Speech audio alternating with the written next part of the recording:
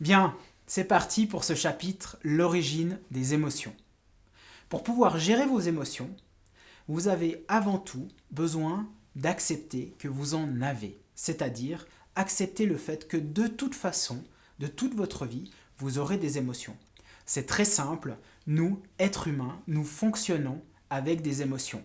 C'est le principal moteur de notre fonctionnement et de notre communication, on n'y échappe pas. La deuxième chose, c'est que vous allez avoir besoin d'accepter vos propres émotions. Accepter que vous avez des émotions et qu'elles ne vous plaisent pas. Et accepter et considérer celles qui ne vous plaisent pas pour en faire quelque chose.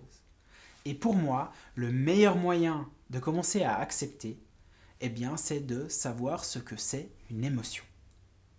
Alors techniquement, ou dans le dictionnaire, une émotion, c'est une expérience psychophysiologique que l'on expérimente à l'intérieur de soi. On peut le dire autrement, c'est un message que je reçois de mon système limbique ou de mon cerveau limbique, certains l'appellent le cerveau émotionnel, c'est un message que je reçois, on l'a vu, qui est là pour m'informer si je fais quelque chose de bien ou de pas bien pour moi, si je satisfais quelque chose de bien pour moi ou non. Il m'envoie un message et ce message, eh bien, il est traduit au travers des émotions. Et tout le truc, ça va être de le comprendre. Comprendre ce message pour en faire quelque chose. Et c'est ce que nous allons voir dans ces prochains chapitres. Il y a deux niveaux de messages au niveau émotionnel. Il y a un premier niveau qui vient du cerveau reptilien. C'est les messages qui sont de l'ordre de la survie et donc de la sécurité. On va rechercher la facilité au niveau reptilien. Et puis, on va rechercher le plaisir. Donc, votre cerveau reptilien, il va vous envoyer des émotions positives ou négatives. On va continuer à parler comme ça, ok, mais on va plutôt dire plus, moins. Mais je vais rester sur positif et négatif, d'accord. Il va vous envoyer ces émotions en fonction de ce qu'il vit en termes de survie. Et lui, ce qu'il recherche, c'est le plaisir, la sécurité et la facilité.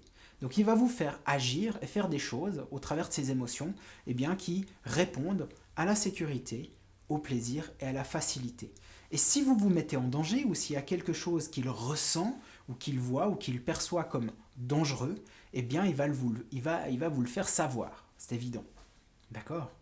Le deuxième niveau, c'est tout ce qui est des messages de l'ordre des besoins non satisfaits ou satisfaits. Donc dans la vie, en tant qu'être humain, on a tous des besoins. Et s'ils sont satisfaits, on va recevoir des messages émotionnels de qualité, positifs, plaisir. Et puis s'ils sont insatisfaits, on va plutôt recevoir des messages de mauvaise qualité ou négatifs. Ce qu'il faut bien comprendre, c'est que ces messages, la colère, la tristesse, nous informent qu'il y a quelque chose pour nous qui ne va pas, qu'il y a quelque chose qui nous manque. Mais lorsque l'on reçoit ces informations, colère, tristesse, qui de prime abord, on n'aime pas, en fait, ça nous informe juste qu'il y a quelque chose de positif qui manque. Et c'est ce qu'on va approfondir. Alors si je reste sur ce domaine des besoins, on va afficher le petit tableau suivant, là moi j'appelle ça le ballon de basket, d'accord ? On peut voir qu'au niveau de nos besoins, nous avons 5 grands domaines. C'est une manière de les classifier, vous pouvez les classifier autrement.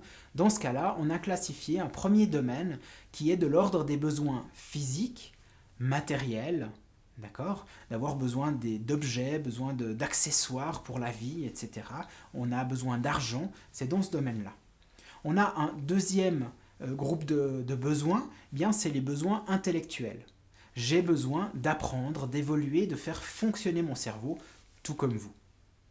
On a un troisième domaine, c'est le domaine affectif. J'ai besoin de reconnaissance, j'ai besoin de toucher les gens, j'ai besoin d'être en lien, j'ai besoin de câlins, j'ai besoin d'affection, d'être reconnu, de sentir les choses. Et puis il y a un quatrième domaine qui est le domaine onirique, c'est le domaine du rêve. J'ai besoin d'être créatif, de projeter, de rêver. J'ai besoin de rêver la nuit aussi, c'est un phénomène important du cerveau. C'est la manière de traiter l'information pendant la nuit qu'a notre cerveau, donc important de rêver. Et puis un dernier grand domaine qui va s'afficher, c'est le domaine de la spiritualité. J'ai besoin d'une dimension spirituelle, j'ai besoin de donner du sens à ce que je fais, j'ai besoin de donner du sens à ma vie, pourquoi je suis là, où je vais, et ainsi de suite. Ça, c'est nos 5 domaines. Donc on a un groupe, un grand groupe de besoins. On a des besoins journaliers, on a des besoins quotidiens à ce niveau-là. Ces besoins, vous pouvez les repérer, ils sont cachés derrière une couche qu'on appelle les valeurs. Par exemple, si j'ai une valeur qui est le partage, eh bien ce partage, eh bien, il va satisfaire un besoin.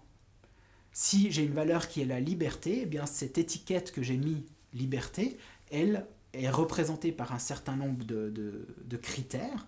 Et puis, si je remplis ces critères et que je remplis cette valeur liberté, à ce moment-là, je satisfais un autre besoin.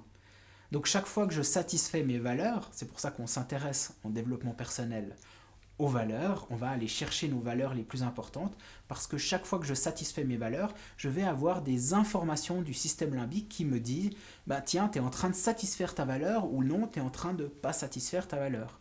Exactement comme les besoins, c'est la même chose, mais dit autrement, je vais avoir des messages d'information quand je satisfais mes besoins ou quand je ne les satisfais pas. Alors, on va juste observer ce qui se passe quand je ne satisfais pas mes besoins.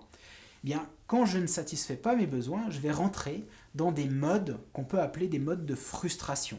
C'est-à-dire que je vais commencer à pas me sentir bien, mal à l'aise, je vais avoir de l'agitation, je vais commencer à bouger la jambe, à taper avec mon stylo sur la table.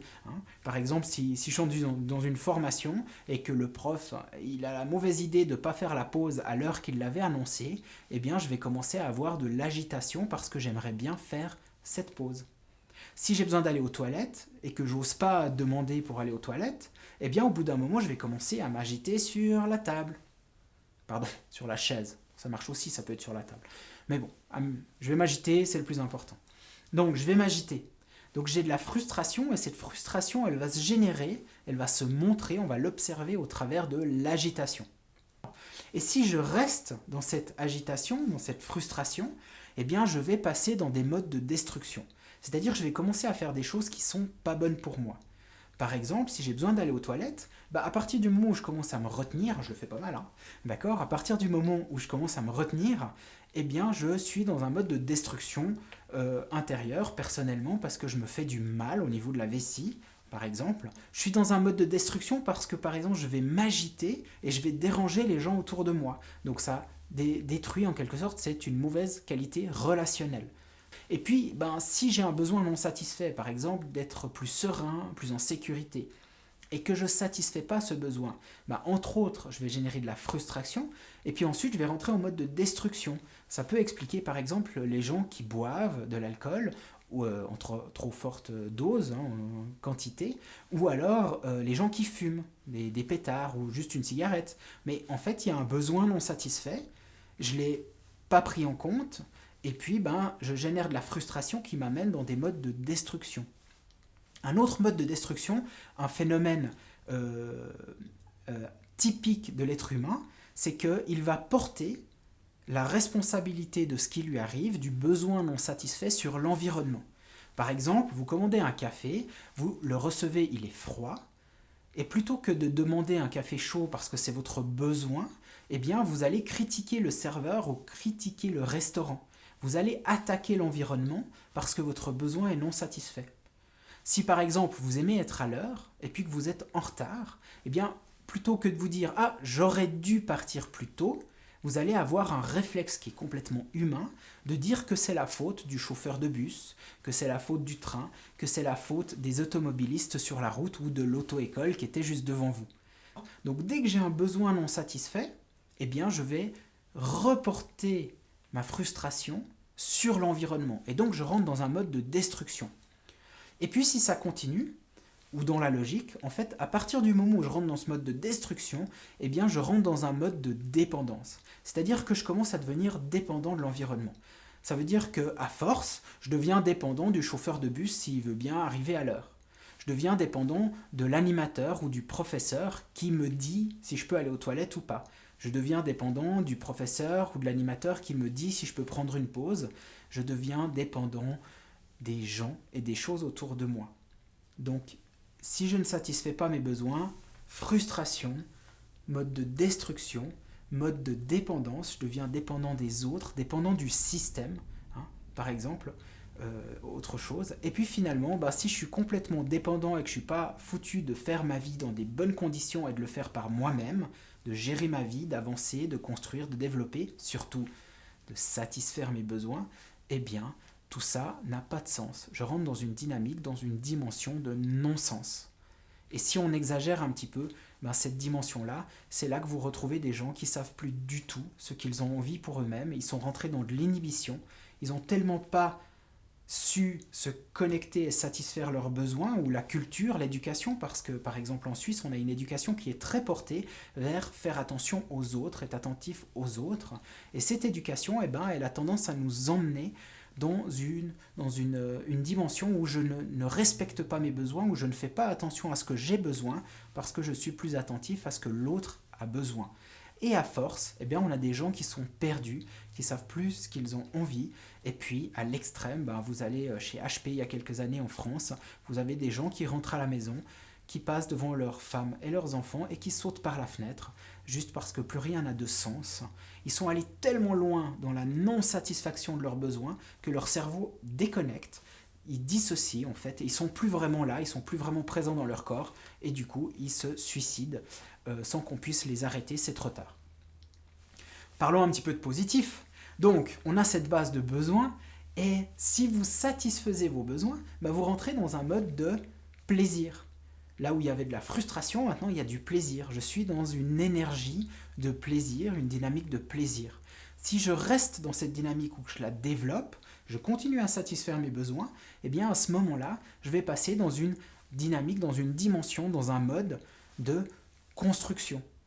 Je vais commencer à participer à l'environnement. D'accord ? Je vous reprends juste un petit exemple. Par exemple, si quelqu'un il est dans l'insécurité financière, quand il est connecté à ses peurs, c'est-à-dire qu'il n'est pas dans la satisfaction de son besoin de sécurité, il va avoir des réactions qui sont destructrices. C'est-à-dire qu'il va peut-être agir avec des paroles désagréables, il ne va pas faire certaines choses, il va peut-être arrêter de donner ce qu'il donnait auparavant, il va peut-être chercher à récupérer tout l'argent qu'il a prêté, etc., etc. Alors que si cette personne, elle est OK, elle est dans la satisfaction de son besoin de sécurité financière, elle va entrer dans des modes de plaisir et elle va avoir des actions qui sont plutôt dans le don. Elle va plutôt partager, donner, échanger. Et ça va entraîner toujours plus de sécurité. Mais ce n'est pas toujours évident de rentrer dans ce mode-là. Donc le plaisir nous amène à la construction, dynamique relationnelle. Si je ne suis pas stressé et que je n'ai pas besoin de drogue, je suis dans une dynamique relationnelle constructive, là où peut-être auparavant, je rentrais chez moi, je fumais un pétard et puis je dormais toute la soirée ou je faisais des bad trips sur le canapé. Ça arrive aussi.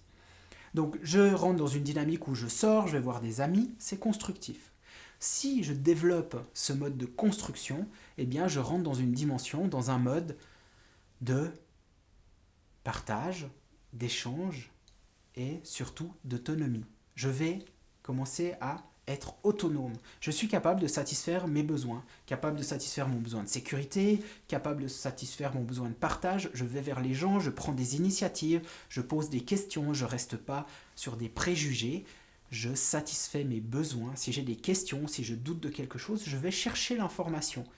Si je crois que quelqu'un ne me parle plus parce qu'il me fait la tête, plutôt que de penser ça sur une base complètement perceptive, j'ai meilleur temps d'aller trouver cette personne et de lui demander « mais qu'est-ce que tu penses de moi ? Ou est-ce que tu veux aller boire un verre ?» Je vais rentrer dans une dimension constructive.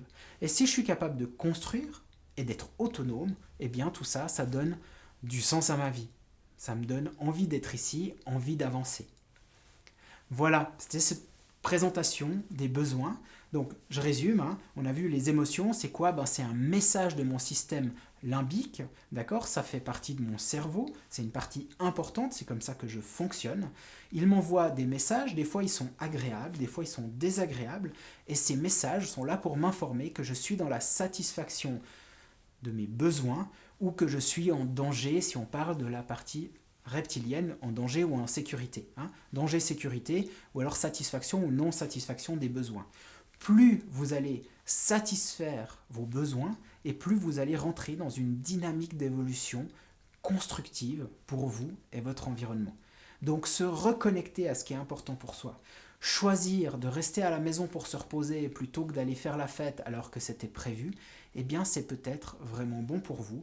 Savoir dire non lorsqu'on n'a pas envie de dire oui, lorsqu'on n'a pas envie de faire quelque chose, eh bien c'est une partie de la satisfaction de ses besoins. Et plus vous allez arriver à faire cela, et moins vous vivrez d'émotions négatives et surtout d'émotions fortes.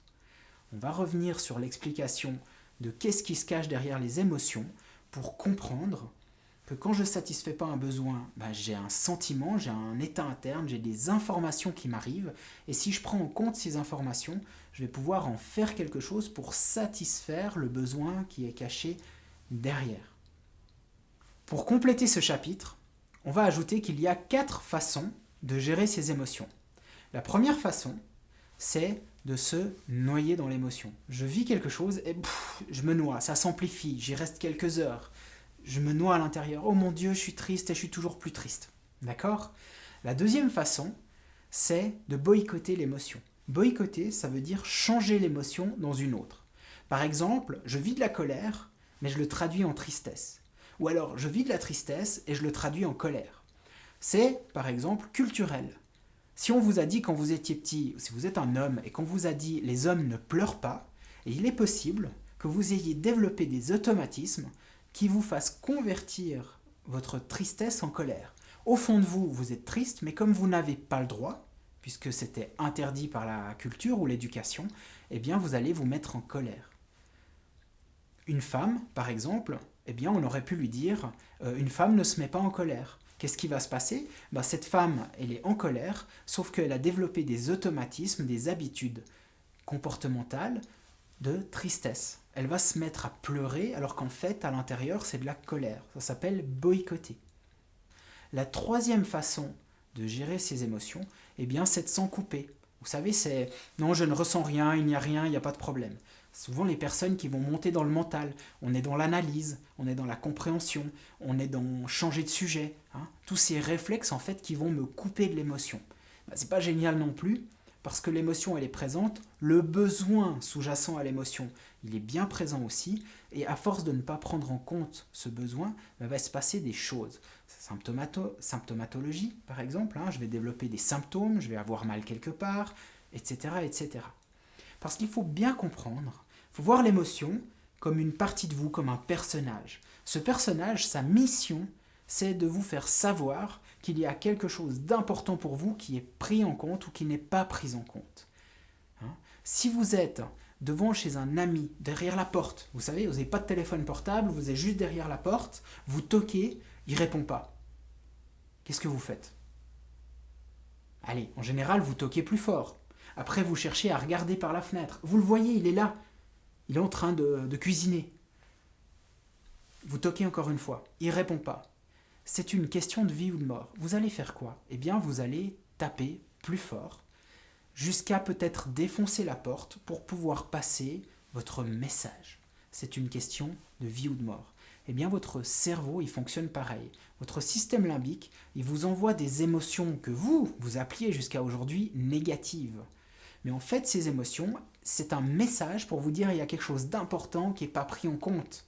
Il faut prendre en compte ce message. Et tant que vous ne prenez pas en compte ce message, il va continuer à frapper à la porte jusqu'à tout casser. Et c'est ça qui nous intéresse. On va aller s'intéresser à prendre en compte ce message. Alors j'en ai terminé avec ce chapitre, l'origine des émotions. Dans le prochain chapitre, nous allons nous intéresser aux alertes émotionnelles, c'est-à-dire toutes les petites choses, toutes les informations que vous captez, que vous pouvez capter à l'intérieur de vous et de vous, les émotions, mais d'autres choses encore, qui vous informent que quelque chose ne va pas, qui commencent à vous informer que vous n'êtes pas sur la bonne voie. On va aller chercher ces alertes émotionnelles et on va commencer à les traiter. Je vous retrouve dans le prochain chapitre. À tout de suite.